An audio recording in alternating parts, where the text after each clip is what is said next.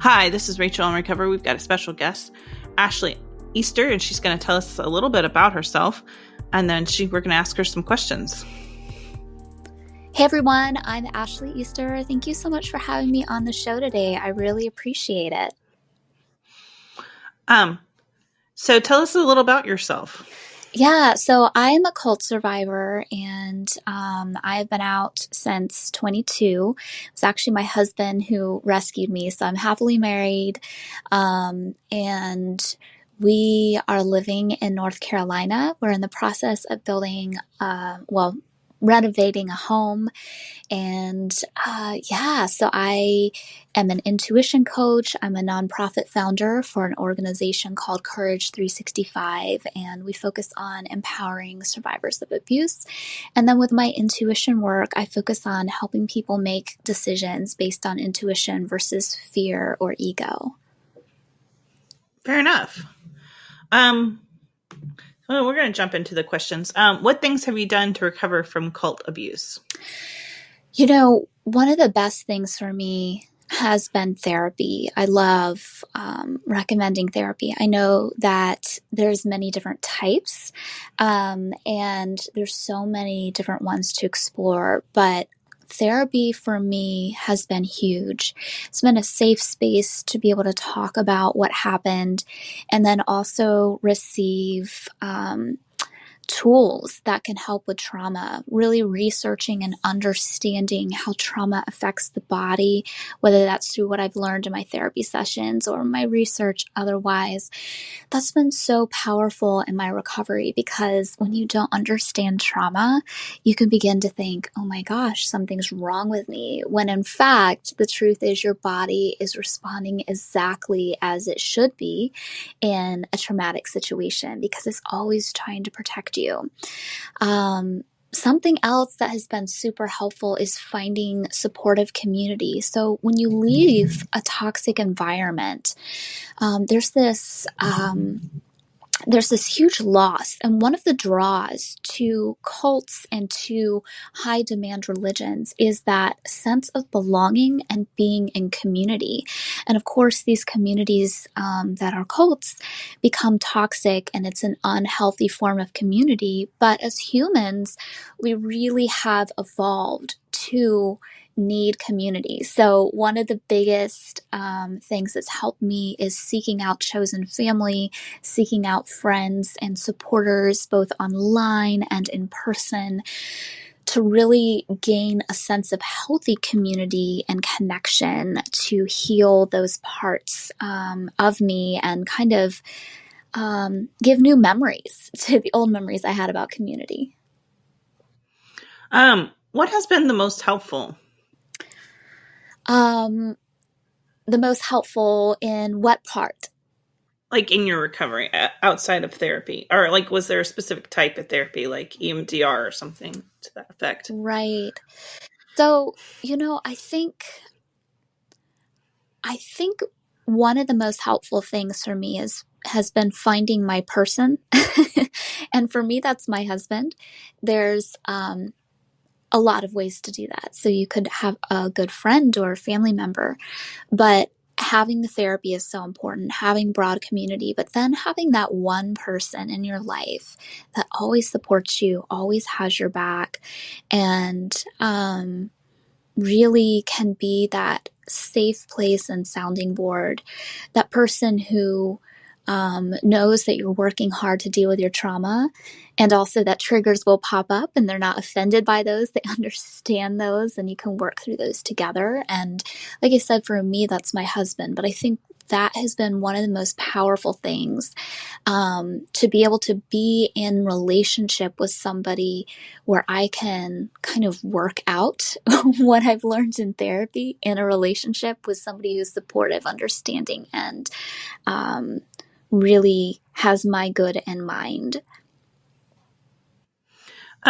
This was going to be probably a tough one for you. How did your family respond? They were mixed reactions. So when I left the cult, my uncle and aunt and cousins, they were very supportive of me. It was my mom's brother, because they had seen a lot of the things that I had seen, and they were already a bit distant from the family. It was mainly just holidays versus like day in, day out kind of stuff. And so we gained a lot of closeness, and that was such a beautiful thing. And me being younger, but my uncle being older and having seen some of the same stuff and not having been able to talk about it, or not really, you know, not really being able to express that. And then the two of us connecting, that was so powerful and really healing. But as far as my parents and my siblings, my grandparents, I'm really not in touch with them. And I haven't been for many years. Sometimes people are shunned, and other times, like in my case, there was sort of a line in the sand moment where I realized, you either need to support me in my recovery journey from all of this, or I can't have you in my life because you're constantly trying to pull me back into these toxic ideologies.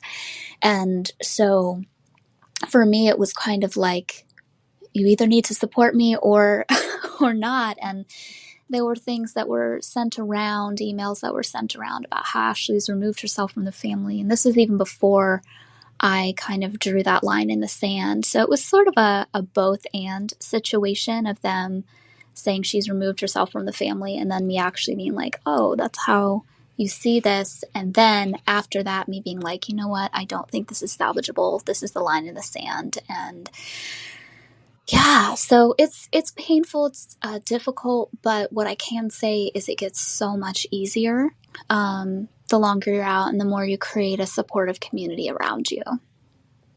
Fair enough. How did your community respond?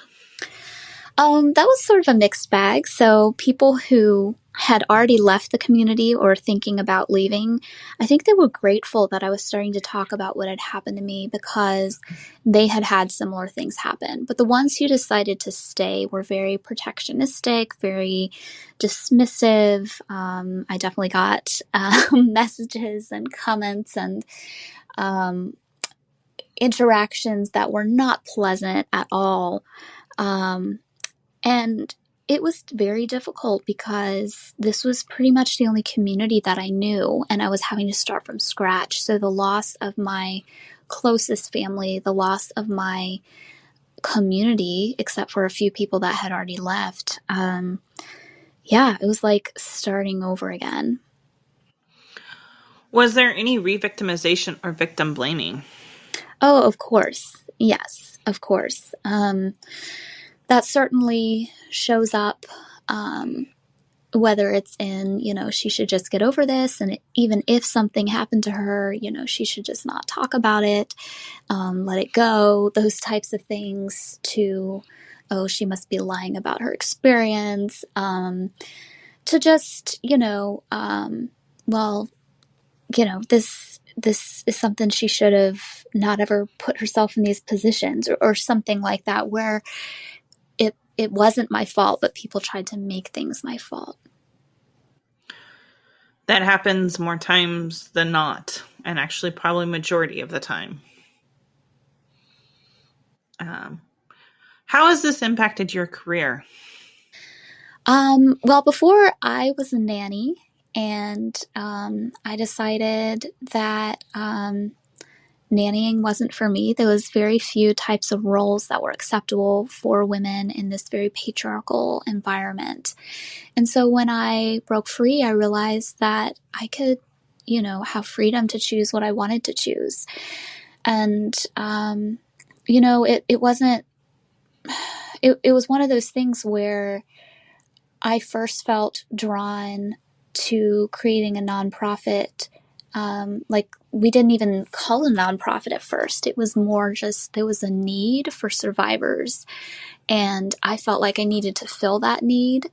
And so I guess it affected me in just having empathy for others, and really realizing we need to create something and try to help people. And then sort of on the back end, you look at it and it's turned into a career, but on the front end, you're just looking at it like, how can I help people? Like, this can't keep happening, and we've got to talk about this and have safe community together. Okay. Well, speaking of your nonprofit, let's tell us about Courage 365. Yeah, so after I left the cult, I began talking and writing about some of the things I'd experienced. And I had hundreds of people reaching out to me, telling me they'd had very similar experiences, particularly in faith environments. And they all felt alone and isolated, but I knew they weren't alone because hundreds of people were telling me such similar things. So I felt my intuition calling me to start an event. And we called it the Courage Conference. And we had a sold out event the first year. There was 120 people in person and 80 people streaming live online. And we all got into this space where we felt connected to each other and not as alone. And for some people, it was the first time they talked about their story or been in community with other survivors. And then we had these amazing speakers who were either survivors sharing their stories or mental health professionals or legal experts and people who had triumphed and really developed these healing tools for themselves. And that continued to happen year after year until we decided to create a nonprofit. And that nonprofit is called Courage 365. And what we've been doing, like from the very beginning, is trying to create community and education for people after they've left abuse. So some of the ways we do that is we have a lot of online free resources. So on our website, courage365.org, you can download ebooks and courage cards that have ways to reduce trauma triggers when they're flaring up. We have tons of videos and podcasts of survivors sharing their stories or sharing their healing journeys with a Courage Conversation Show. And we have a text messaging list where survivors can join the text messaging list and get empowering messages every day. And then what I'm most excited about, what is coming up really soon, actually October 1st through the 30th, is we have a Facebook group where we have speakers very similar to that first Courage conference, but on an online format so we can reach more people and we don't have any COVID concerns. And so we have people like Noemi Uwebe, who is on the Hillsong documentary on Discovery Plus. She's talking about escaping a cult. We have Sarah Scott, who is a Hollywood actress and intimacy coordinator. In the past, we've had Leah Remini from Scientology and the Aftermath, and other survivors who experienced abuse from Harvey Weinstein or Bill Cosby.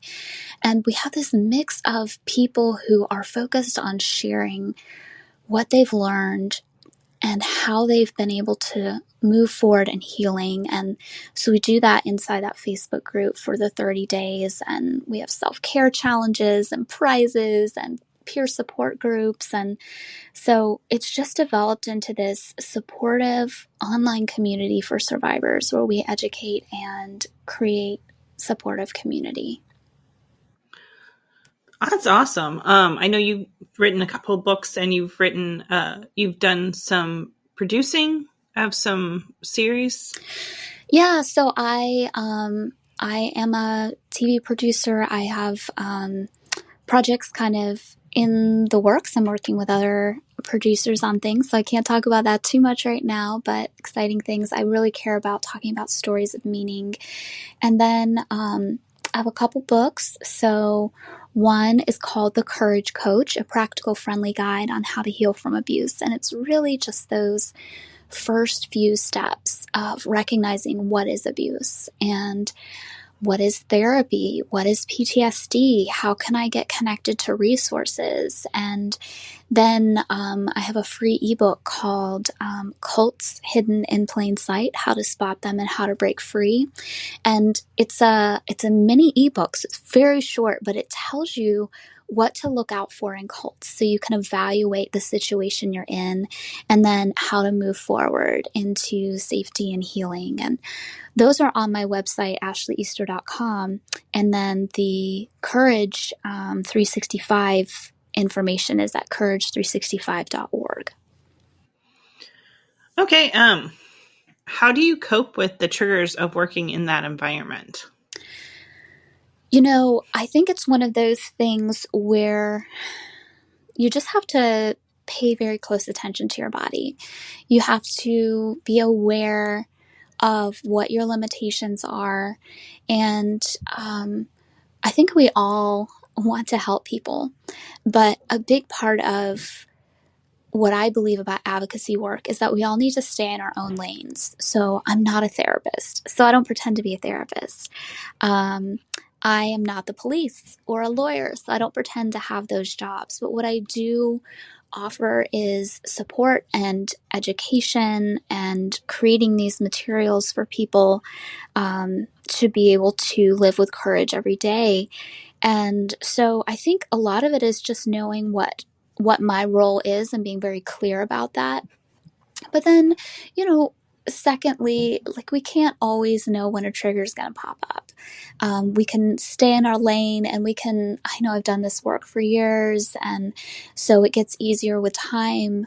But every once in a while, there'll be something that pops up and it's triggering to me. And in those moments, I just have to go back to my tools, the same tools that I offer to the clients of my nonprofit, of how to regulate your body, how to take care of yourself, and when to kind of realize your limits of what you can and cannot do in certain moments, and when to delegate and refer out. How has this impacted your dating life? Well, growing up in the cult, we practiced something called courtship. So dating is kind of the traditional thing that people think of, where a man and woman, or a man and a man, a woman and woman, whatever your preferences are, they decide if and when they date, how fast or slow that relationship goes, if and when they get married. And it's all really up to the couple. There may be, particularly in the South, like emphasis on getting like maybe the father or mother's blessing. But at the end of the day, the couple decides. In the cult, that wasn't exactly that way. There was a lot of parental influence and power and control in the situation. And so I had experienced some abuse in a courtship relationship. And when I started breaking free ideologically, I started sneaking out on dates, doing my own thing. And that's when I met my husband. And he was actually the one who I had been changing ideologically from the cult mindset, but I didn't have a good way to escape until we got married. And so gives a new meaning to a getaway car at the wedding. But it's been amazing. I don't regret it. And my advice is, use your intuition when you're dating or when you're choosing a partner. Don't let fear or ego or other people's expectations of who you should be with make those decisions for you. Really trust your gut on that. And when you do, you will not be sorry. It's been the best decision of my life. Okay. How has this impacted your marriage? I mean, there's probably some leftover trauma there. Sure. So one thing that I've realized for myself is that my trauma and my triggers are mine. And I try to be very clear with my husband when I'm experiencing a trigger. I try to be very clear about things that trigger me. And I also try to be very persistent at working on my healing, going to therapy, using these tools. So when triggers pop up, it's not that they don't exist, and they were a lot. There was a lot more of them popping up earlier in our relationship and marriage. But what I always did was after I, calmed my body down, I would say, hey, in that moment, that wasn't you. That was me dealing with a trauma trigger. And this is why I was feeling this way. And this is the thing that came up for me. And my husband is very empathetic and understanding. And he also wants to do the work of understanding trauma. And so us being very open and communicative about that allowed him to not take things as a slight against him, and allowed me to know that he was going to be a safe place if trauma triggers came up. So yes, they did come up. They still come up on occasion, but they've lessened over the years because I've done so much work on myself. But for me, the biggest tool here was communication between us, always assuming the best of the other person because we're safe people. You can't always do that if you're in a bad relationship, but in a good relationship, assuming that the other person had good intentions. And then me taking charge of my own recovery and consistently doing the work. Fair enough. How has this affected your parenting, or have you gotten to that point yet? We do not have children. Fair enough. How has this impacted your overall health long term? I have an autoimmune disorder. I've been diagnosed with post-traumatic stress disorder, anxiety, and depression. And I really do think from the research and what I've been told by therapists and doctors that those things are connected to the body experiencing trauma. And so, yes, that is a struggle for me. And to be completely honest, I took an afternoon nap today because my anxiety was up and I wasn't feeling good. And so, yes, it absolutely has affected my health.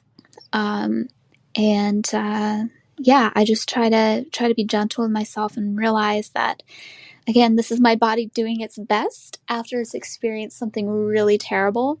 And so when it's quote unquote acting up, it's trying to tell me, that I need to pay attention and look within and ask my intuition, what could be triggering this? What does my body need right now? How has this impacted your social life? I would say I have always been a very social person, and it certainly impacted my social life in the beginning because I lost my whole social community. But I've been very diligent at working to grow my social community, and I put people in different categories. So I have people like my husband. He's the closest person to me that I really allow to see all of me. And then I have my best friends, and I have just a handful of those. And then I have good friends, and then I have acquaintances, and then I have colleagues, and people I just run into online. But I'm constantly looking for ways to connect with other people. Maybe that's because I'm an extrovert, but I love connecting with other people, and there certainly was an uphill battle to restore social connection after leaving the cult. How has this affected your long-term mental health? Like I said, I have PTSD, anxiety, and depression. So those are present still in my life. And unfortunately, those things, along with my autoimmune disorder, do act up, and I do experience them. And so it's kind of one of those things where I've had to realize that there are things that I can do to try to reduce these things. And I'm always trying to learn about the newest treatments and those sorts of things, but that right now this is a part of my existence, a part of my experience, and that I need to account for those when I'm making plans and deciding what I want to do next in my life. Okay. To other victims out there, what advice would you want to give them? There's so much advice that could be given, but I think number one, you're not alone. It's not your fault. And after the other things like find community and get therapy, if at all possible, I would say you get to decide who you want to be now. Maybe in the past you didn't have the opportunity. Maybe you weren't allowed to decide who you wanted to be as a person because of your environment, because of abuse, because of a relationship. But now it's a fresh start. You can be whoever you want to be. You literally can rewire your brain. You can study the things you want to study now. You can create the fun and joy in your life. And I would say, aside from all the typical things, it's just recreate yourself as many times as you want. You get to choose who you get to be now. Okay.